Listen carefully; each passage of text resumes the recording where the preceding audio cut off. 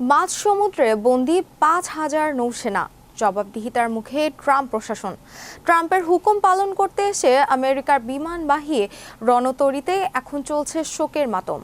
ইরানে যুদ্ধ করতে এসে সাগরে বন্দী হাজারো মার্কিন সেনা। তাহলে কি আর ফেরা হবে না এই সেনাদের? বিস্তারিত থাকছে ডেস্ক রিপোর্টে।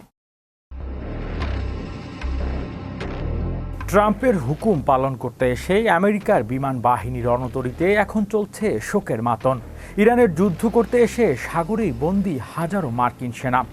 তেহরানের আঘাতে ক্ষত বিক্ষত আর ক্লান্ত তারা।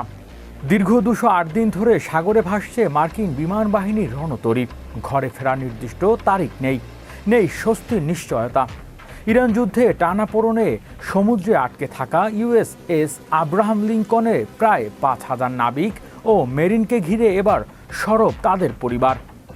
মানসিক অবসাদ, খাবারের সংকট, সুপ্রিয় পানির অভাব, নষ্ট শৌচাগার, ক্ষতিকর ছত্রাকার ডাক সেবা ব্যাহত হওয়ার অভিযোগে মার্কিন নৌবাহিনীর শীর্ষ কর্মকর্তাদের জবাবদিহিতার মুখে পড়েছে ট্রাম্প প্রশাসন। সান ডিয়েগোতে অনুষ্ঠিত এক বৈঠকে প্রায় ২০০ পরিবারের সদস্য সরাসরি তাদের ক্ষোভ জানায় ভারপ্রাপ্ত নৌবাহিনীর সচিব হাং চাংও এর কাছে। গত বছরের ২১ নভেম্বর সান ডিয়েগো ছেড়ে আসে US আব্রাহাম লিঙ্কন। এরপর দীর্ঘ সময় ধরে রণতরীটি মোতায়েন রয়েছে।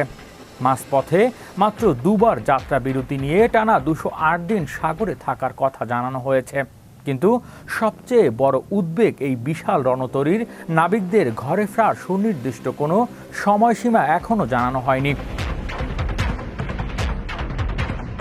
মার্কিন নৌবাহিনীর ভাইস অ্যাডমিরাল জোসেফ কোহিল এবং ভাইস অ্যাডমিরাল ডগলাস ফেরিসোমো দীর্ঘমেয়াদী মোতায়েনের কারণে নাবিক ও তাদের পরিবারের উপর তৈরি হওয়া চাপের কথা স্বীকার করেছেন।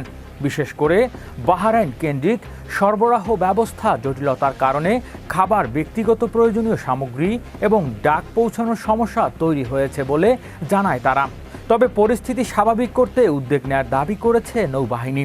এর মধ্যেই সামনে এসেছে মার্কিন নৌবাহিনীর আরও বড় সংকটের চিত্র। গত মার্চে সর্বাধুনিক ও সবচেয়ে বড় বিমান বাহিনীর রণতরী USS জেরাল্ড আর ফোর্ডে ভয়াবহ অগ্নিকাণ্ডের ঘটনা ঘটে। ধোঁয়ার কারণে কয়েকজন সেনা অসুস্থ হয়ে পড়ে। ইরানের সঙ্গে চলমান যুদ্ধের সময় লোহিত সাগরে মোতায়েনে থাকা প্রায় ১ লাখ টন ওজনের এই রণতরী কার্যক্রম ব্যাহত হওয়ার দাবি করে তেহরান। প্রায় $১৩ মিলিয়ন মূল্যের এই রণতরীতে রয়েছে হাজার হাজার ক্রু ও বিমান সেনা। যুদ্ধের উত্তাপে একদিকে মার্কিন নৌবহরের উপর বাড়ছে অপারেশনাল চাপ, অন্যদিকে দীর্ঘমেয়াদী মোতায়েনে নাবিকদের জীবনযাত্রা নিয়ে উঠছে প্রশ্ন। ফলে প্রশ্ন এখন শুধু যুদ্ধজাহাজে কতটা শক্তিশালী তা নয়, প্রশ্ন হলো যুদ্ধের ময়দানে দীর্ঘদিন ধরে থাকা সেই হাজার হাজার সেনা কতটা চাপ সামলে লড়াই চালিয়ে যেতে পারবে, আর তাদের পরিবারগুলো কতদিন অপেক্ষা করবে ঘরে ফেরার নিশ্চয়তার জন্য। হৃদয় আশিস, বিশ্ব বাংলা 24 নিউজ ডেস্ক।